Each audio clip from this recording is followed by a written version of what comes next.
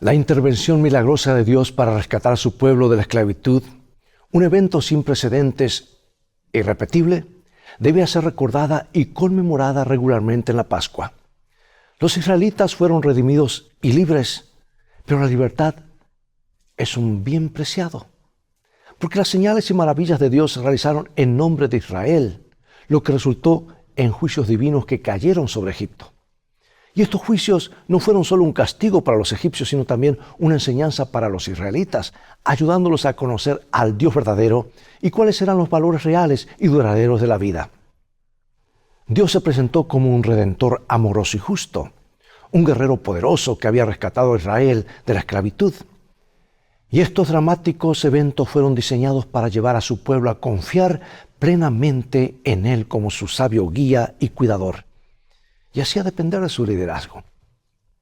Y tras la gran liberación de Egipto, la experiencia del Mar Rojo y la espléndida celebración de la salvación divina de las manos del faraón y su ejército, Dios guió a Israel al desierto de Sur, donde viajaron durante 3 días sin encontrar agua. Y allí los israelitas se enfrentaron a otra prueba de su confianza en el Señor. Y justo antes de esta prueba, los israelitas confiaron en el Señor tras cruzar el Mar Rojo y presenciar la derrota del faraón. Preguntamos, ¿seguirían el camino de la confianza absoluta en Dios con una actitud de confianza en su líder? Todo lo sucedido en los últimos días y semanas debería haber quedado grabado en sus memorias. ¿Recordarían el liderazgo de Dios cuando las dificultades de la vida los golpearon de nuevo?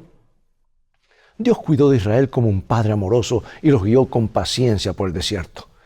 Tuvo que enseñarles lecciones dolorosas cuando murmuraron. Sin embargo, con amor les proporcionó agua, codornices y maná, y les instruyó sobre cómo santificar el sábado. Bueno, mantente en sintonía y busca en tu Biblia los versículos centrales de esta semana que están en Éxodo 16, 28 al 30.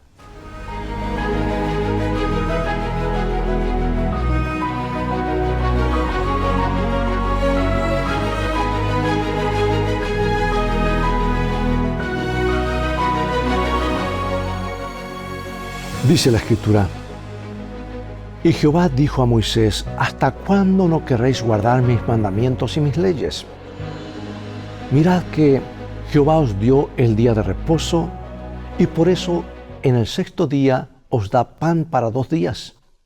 Estése pues cada uno en su lugar, y nadie salga de él en el 7º día. Y así el pueblo reposó el 7º día. Y aquí tenemos que tras salir de Egipto, Israel emprendió un viaje desconocido hacia la tierra prometida. El pueblo se enfrentaba a un exigente y largo camino y necesitaba aprender una multitud de lecciones. Y el Señor los guiaría y cuidaría y deseaba ayudarlos a crecer. Pero debían aprender disciplina, dominio propio, abnegación, generosidad y sobre todo confianza en el Señor, especialmente obediencia. Moisés era un líder visible y el pueblo tenía que seguirlo y aceptar su liderazgo si querían triunfar. Era crucial que permanecieran unidos, que cooperaran como comunidad y que se ayudaran mutuamente. Había muchos obstáculos y desafíos por delante. Gran parte de su crecimiento espiritual dependería de cómo enfrentaran esos desafíos y respondieran a Moisés, especialmente cuando los retos fueran grandes. El conocido adagio chino de que un viaje de 1000 kilómetros comienza con un solo paso era acertado en la situación de ellos y necesitaban confiar en las indicaciones del Señor a cada paso. Pero trágicamente, como veremos, no aprendieron esas lecciones tan fácilmente. Pero, ¿no hacemos nosotros lo mismo? En los incidentes registrados en la Biblia, distintos personajes desempeñan papeles diferentes, buenos o malos, y debemos prestar mucha atención a las tramas, los lugares, los tiempos y los villanos. Sin embargo, lo más importante de un relato suele ser el desenlace y las lecciones aprendidas. Y lo mismo puede decirse de los relatos bíblicos acerca del pueblo de Dios tras el cruce del Mar Rojo. Como muestran los episodios, Dios es el solucionador de problemas y el pacificador. Sin embargo, su labor es dificultada por la incredulidad de las personas. Debido a su constante murmuración y desobediencia, Los hebreos experimentaron serias complicaciones e incluso tragedias. Trajeron sobre sí mismos muchas dificultades debido a su incredulidad e impenitencia. Ejemplo, tras el cruce del Mar Rojo, ¿cuál fue el trasfondo del primer milagro realizado? La primera prueba de la fe de Israel estuvo asociada a la necesidad de agua. Lo que no es de extrañar dado al difícil, caluroso y seco entorno del desierto. Y después de 3 días de viaje, el pueblo finalmente encontró agua, pero no era potable, porque Mara significa amargo. Y como el agua era amarga, la fe de Israel en su bondadoso Señor se tambaleó rápidamente. Sin embargo, Dios reaccionó con compasión, y el primer milagro fue realizado con un trozo de madera.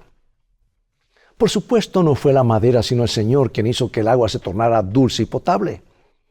Y el pueblo tuvo que aprender importantes lecciones. Número 1, paciencia para esperar el momento oportuno del Señor. Número 2, que Dios hace las cosas en cooperación con los seres humanos.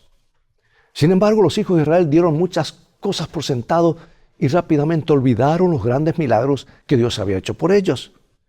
Milagros por los que tan apasionadamente les habían cantado alabanzas, declarando esas alabanzas y el amor de Dios. En Éxodo 15:11, ¿quién como tú, Jehová, entre los dioses? ¿Quién como tú, magnífico en santidad, terrible en maravillas, hazañas y hacedor de prodigios?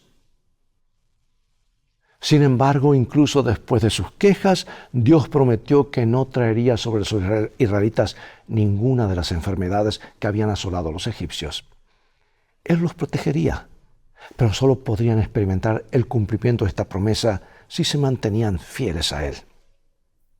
Y yo pregunto, ¿qué pruebas y luchas has traído sobre ti mismo? ¿Y qué consuelo puedes obtener al saber que Dios seguirá obrando en tu favor si cooperas con Él?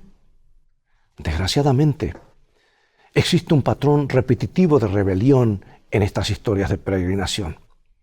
La gente olvidaba notoriamente que la poderosa mano de Dios les había ayudado en el pasado y que Él había provisto soluciones para sus dificultades. Dejaron que sus problemas presentes los cegaran respecto de su meta final y del futuro maravilloso prometido por Dios. Ese es un problema común incluso entre el pueblo de Dios actualmente, ¿verdad? Por eso pregunto, ¿por qué se quejaron los israelitas? ¿Y qué ocurrió luego? Veamos Éxodo 16. Y toda la congregación de los hijos de Israel murmuró contra Moisés y Aarón en el desierto. Y les decían los hijos de Israel, ojalá hubiéramos muerto por mano de Jehová en la tierra de Egipto, cuando nos sentábamos a las ollas de carne, cuando comíamos pan hasta saciarnos. Pues nos habéis sacado a este desierto para matar de hambre a toda la multitud. Y Jehová dijo a Moisés, he aquí yo os haré llover pan del cielo, y el pueblo saldrá y recogerá diariamente la porción de un día, para que yo lo pruebe si anda en mi ley o no. Mas el 6º día prepararán para guardar el doble de lo que suelen recoger cada día. Entonces dijeron Moisés y Aarón a todos los hijos de Israel, en la tarde sabréis que Jehová os ha sacado de la tierra de Egipto, y a la mañana veréis la gloria de Jehová, porque Él ha oído vuestras murmuraciones contra Jehová. Porque nosotros, ¿qué somos para que vosotros murmuréis contra nosotros? Dijo también Moisés, Jehová os dará en la tarde carne para comer y en la mañana pan hasta saciaros, porque Jehová ha oído vuestras murmuraciones con que habéis murmurado contra Él. Porque nosotros, ¿qué somos? Vuestras murmuraciones no son contra nosotros, sino contra Jehová. Ahora es importante notar, amados, que las tentaciones registradas en la Biblia suelen estar relacionadas con el alimento, ¿verdad? Mira, en el jardín del Edén la caída se debió a la acción de comer del árbol prohibido del conocimiento del bien y del mal. Y cuando Jesús fue tentado en el desierto, Satanás intentó hacerlo caer valiéndose primero de la comida. Esaú perdió sus derechos como primogénito a causa de su apetito indisciplinado. ¿Y cuántas veces la desobediencia de Israel estuvo relacionada con la comida y la bebida? No es de extrañar que Moisés recordara a las generaciones posteriores, el hombre no vive solo de pan, sino de toda palabra que sale de la boca del Señor. El maná era un alimento celestial que Dios suministró a los israelitas durante 40 años en el desierto. Eso es mucho tiempo, amados. 40 años con la misma dieta. Pero algo tenía esa dieta porque no se enfermaron ni se gastaron sus vestidos. Les enseñó mediante ese don de que Él es el creador y proveedor de todo.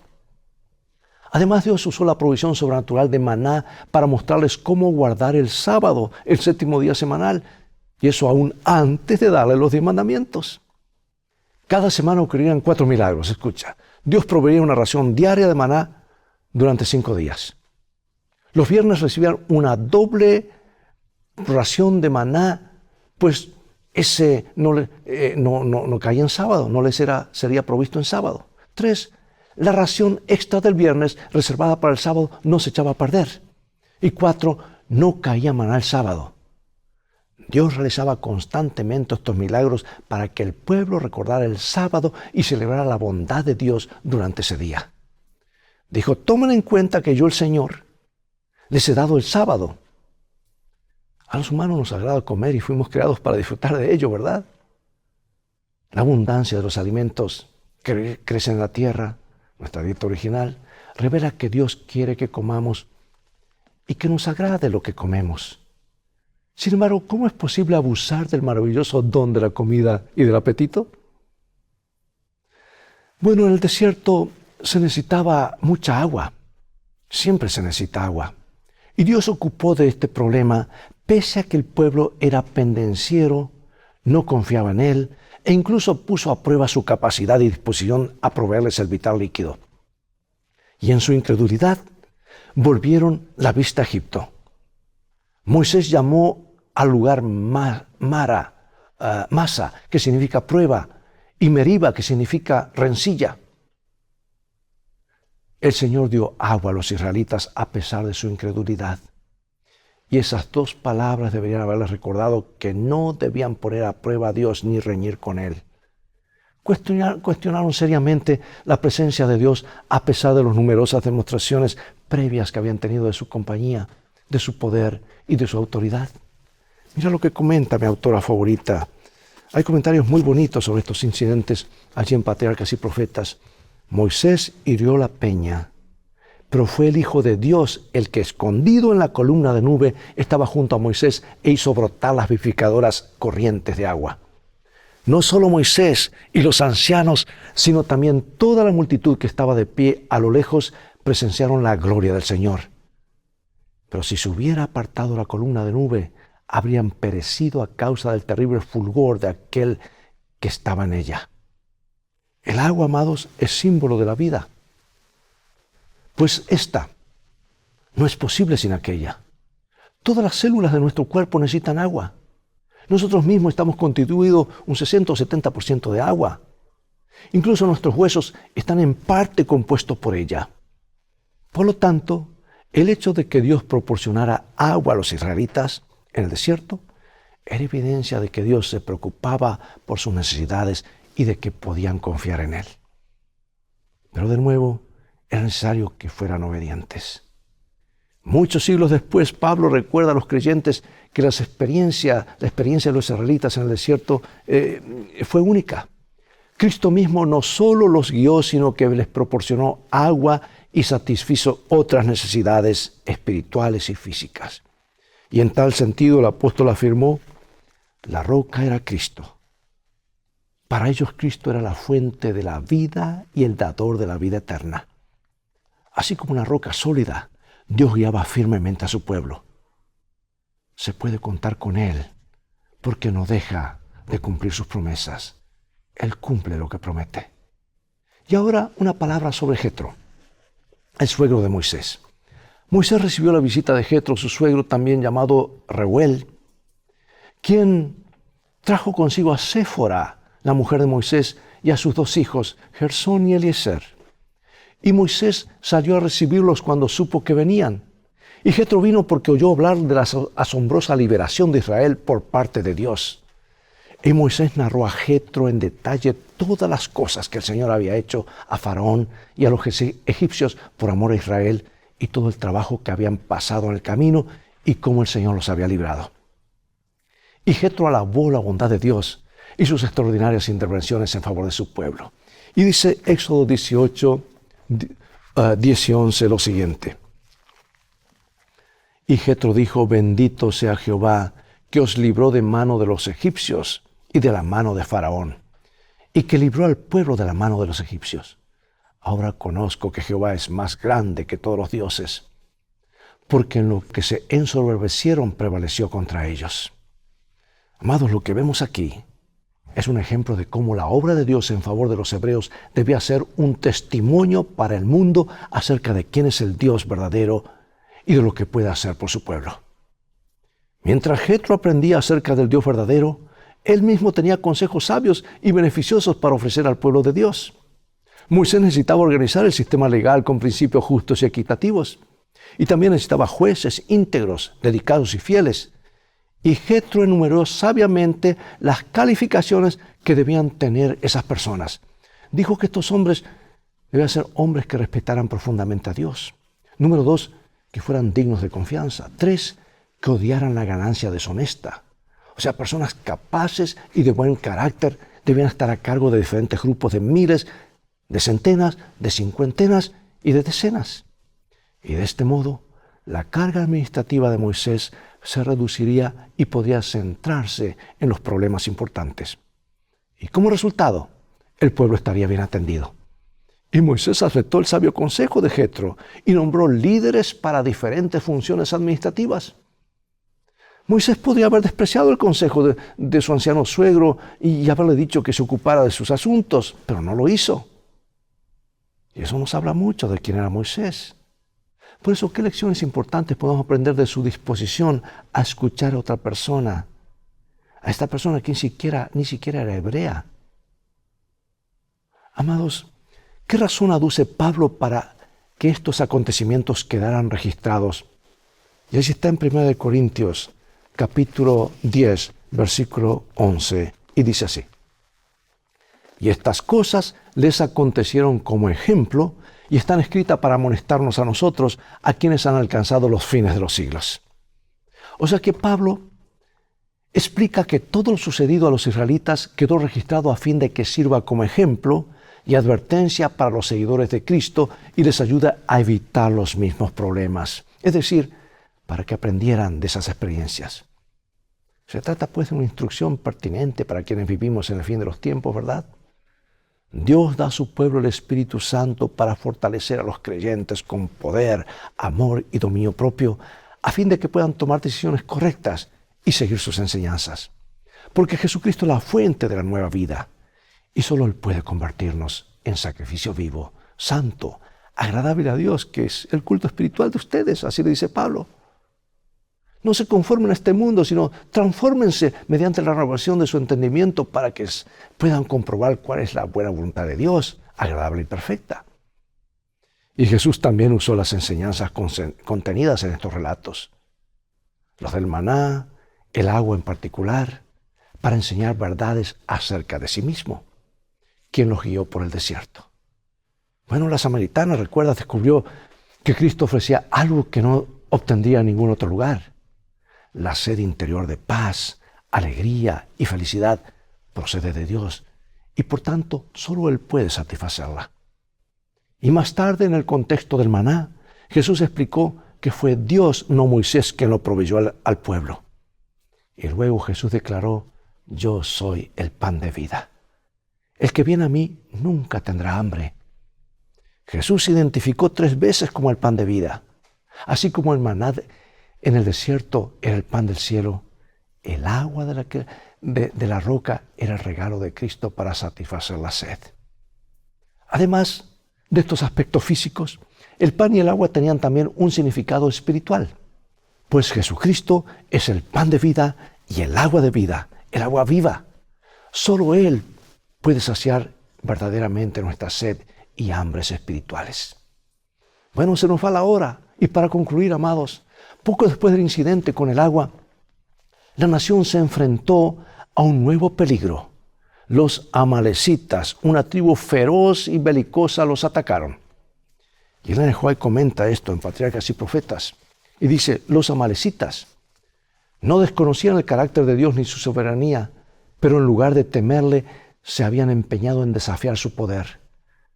Las maravillas hechas por Moisés ante los egipcios fueron tema de burla para los amalecitas y se mofaron de los temores de los pueblos circunvecinos.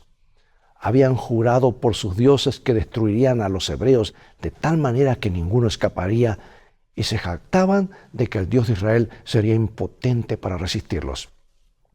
Los israelitas no los habían perjudicado ni amenazado. En ninguna forma habían provocado el ataque. Para manifestar su odio y su desafío a Dios, los amalecitas trataron de destruir al pueblo escogido. Y durante mucho tiempo habían sido pecadores arrogantes y sus crímenes clamaban a Dios exigiendo venganza. Sin embargo, su misericordia todavía los llamaba al arrepentimiento. Pero cuando cayeron sobre las cansadas e indefensas filas de Israel, sellaron la suerte de su propia nación. Oh, amados, ¿cómo podemos vivir con Jesucristo en una relación tan estrecha que Él se convierta en nuestro pan y agua de cada día? Esa es la pregunta más importante de hoy. ¿Cuándo y cómo debemos atender a quienes se quejan de las dificultades de la vida? ¿Y cuándo no debemos escuchar las murmuraciones? Dios estaba presente en la columna de nube y en la columna de fuego. Pero los israelitas dieron por sentado su presencia en la nube. También podemos tener una obra extraordinaria de Dios llevándose a cabo entre nosotros y no apreciarla. ¿Cómo podemos mantener nuestro sentido de admiración por la santidad de las cosas relacionadas con Dios y su obra? Bueno, preguntas para reflexionar, ¿verdad? Y antes de cerrar en oración, Dios nos ayuda, amados, a confiar en su palabra, a no repetir la triste historia de incredulidad. Ellos podían haber entrado en la tierra prometida muchísimo antes, pero por sus murmuraciones y falta de fe, falta de confianza en Dios, 40 años vagando por el desierto. Ya hemos vagado demasiado nosotros. Es hora de ir al hogar. Es hora de confiar plenamente en nuestro Señor, que nos llevará a la tierra prometida. Oremos, Padre Celestial. Gracias por estas lecciones, que debemos aplicarlas y tenerlas en cuenta para no repetir los mismos errores. Pero también al mismo tiempo queremos confiar en ti. Queremos depender plenamente de ti, confiar en tu palabra, aunque no veamos todo claro, pero si tu palabra lo dice, confiar en tus promesas. Queremos afirmar nuestros pies en tu palabra, en tus promesas, y sabemos que estaremos en terreno seguro, yendo al lugar más seguro, a estar contigo para siempre. Bendícenos, sabemos que lo harás porque lo pedimos en el nombre de Jesús. Amén. Amigos, es todo el tiempo que tenemos por hoy. Llegó el momento de despedirnos. Y será hasta el próximo programa de la serie Lecciones de Vida, donde seguiremos estudiando acerca del Éxodo hasta que el pueblo de Israel se instala en la tierra prometida. Invita a otros a sintonizar este canal. Transfórmate tú mismo en un canal de bendiciones.